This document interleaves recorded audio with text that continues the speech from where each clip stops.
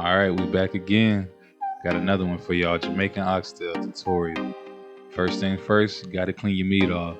I like to start off with a little cold water and some vinegar. Get my hands in there, get it nice and clean. Make sure you dump that water out too. Alright, so now we get some fresh ginger. Peel that off. If you gotta peel it, that's cool.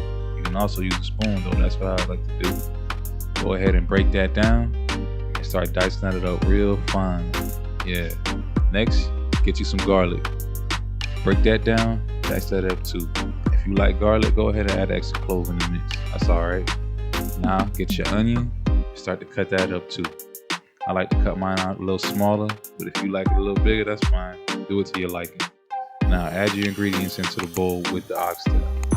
Add your favorite seasoning. Me personally, I like Lars. Add some garlic powder, add some onion powder, and most importantly, don't forget that browning. Add a little browning.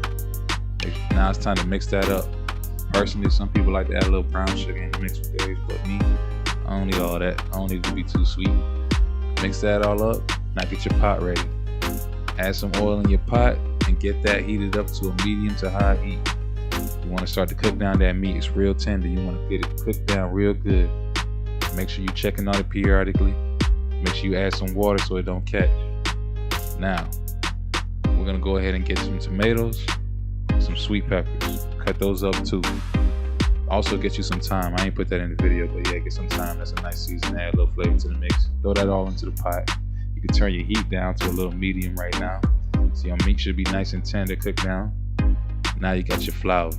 Add some water to that. What we're going to do is we're going to make some dough. And with that dough, we're going to make some dumplings. Just some little small dumplings to add into the mix with the oxtail just to make it that much better. Alright, so add those in.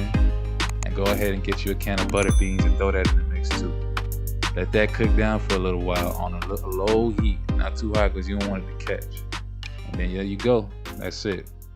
Enjoy your food, man.